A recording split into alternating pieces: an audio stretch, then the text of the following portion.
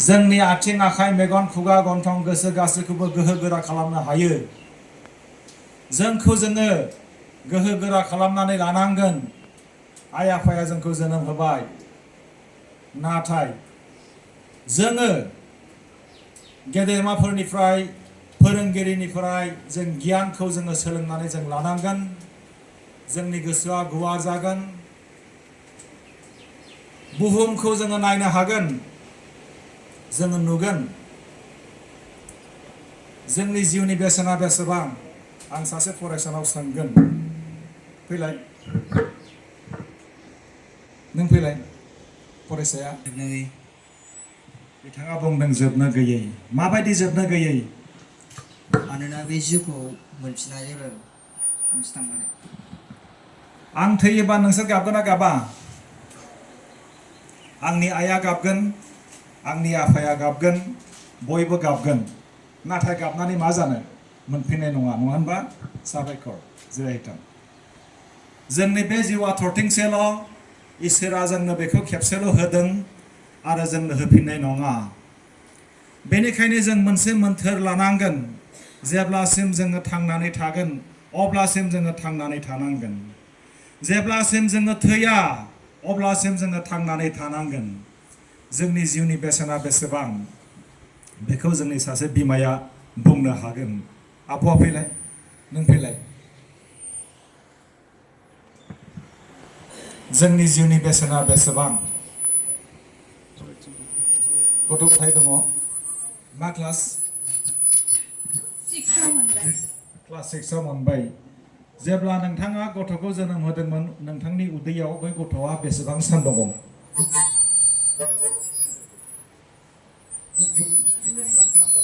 नोंथांनि उदै सिङाव बेसेबां सान दङ?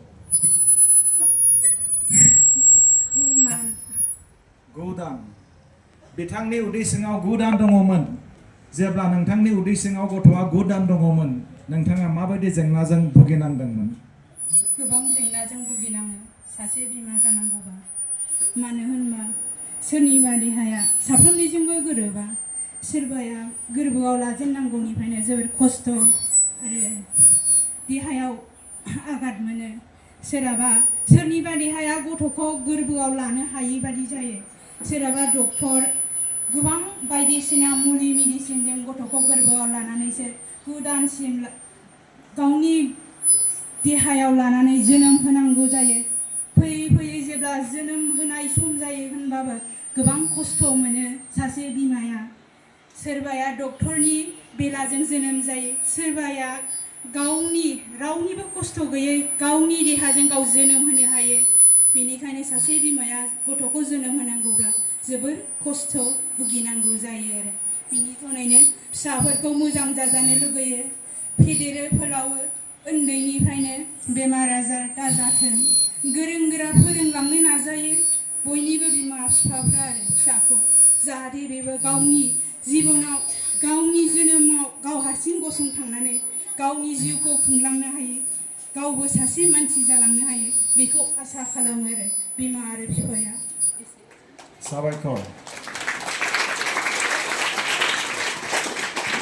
फरायसाफ्रा बुजिबाय जोंनि जिउनि बेसेना बेसेबां बेखौ बिमानियाव सों। आइ आफा, आंनि जिउनि बेसेना बेसेबां? नोंथांमोननि बिमाया फोरमायगोन, आंनि बिमाया आंनो फोरमायगोन जिउनि बेसेना बेसेबां।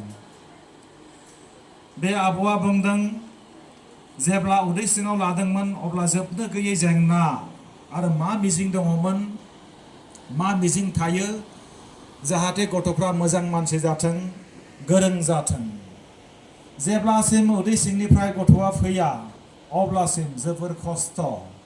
नाथाय गोसोआव लानांगोन, सासे बिमाया माब्लाबा ओंखाम उखैयो, नंगौ, माब्लाबा दै गाङो, माब्लाबा उन्दुनो ओंखारो, नाथाय उदै सिङाव थानाय गथ'खौ ओंखाम उखैहोआ, उदै सिङाव थानाय गथ'खौ दै गांहोआ, उदै सिङाव थानाय गथ'खौ दुखु मोनहोआ।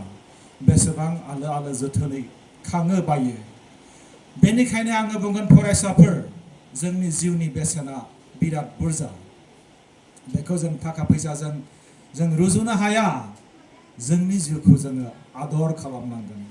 जोंनि जिउखौ जोङो खांनांगोन जोङो गोरों जानांगोन जोंनि जिउखौ जों माब्लाबाबो नस्थ' खालामनो हाया आं दिनै थैयोब्ला गाबोन आं फैफिननाय नङा जोङो नुदों जोंनि माखासे फरायसाफ्रा लामा आन्दायदों मेगन थासेयावबो खाना जादों आखाइ थासेयावबो खंगा जादों आथिं थासेयावबो लेंग्रा जादों जिउ थासेयावबो गोथै जादों मानो लेखा फरायनायखौ नागारदों बेंगुरा जानाय लेखा फरायनायखौ नागारनाय माने बेंगुरा जानाय जिउ थासेयावबो गोथै जानाय ड्राग एडिक्टेड जादों जिउ थासेयावबो गोथै जादों मेट्रिक पास जानानै सार्टिफिकेट बिसिलायनाय बाथ्राखौ दिनै मेल बेखेवगिरि बिथाङा बुंलांबाय जोबोरै दुखुनांथाव मेट्रिक पास सार्टिफिकेटखौ सोरबा जुदि दखानाव बायनानै मोनोब्ला आं फैसा हरगोन रावबो बायनानै मोना सोरबा मेट्रिक पास जानानै मबाइल बिनानै मोनैनि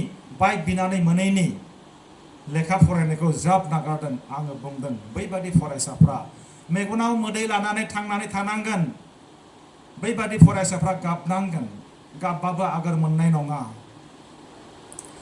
जोंनि डिभिजन जोंनि मेडियाम जोंनि स्कुल जोंनि नखरनि थासारि बेफोर जेबो नङा जायखिजाया मेडियामाव नों फराय साख्रि मोनगोन जायखिजाया डिभिजनाव पास जा नों साख्रि मोननो हागोन आईएएस अफिसार जानो बा एपीएस एग्जाम होनो थाखाय नोंथांनि डिभिजनखौ नाया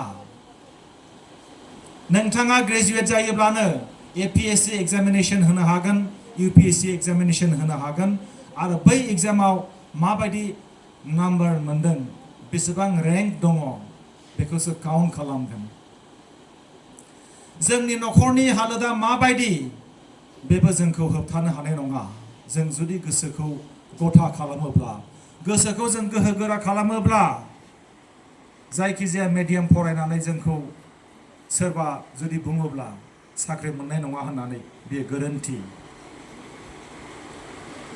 बेनिखायनो फरायसाफोरखौ आङो बुंगोन गेदेमाफोरनि बाथ्राखौ खोनासं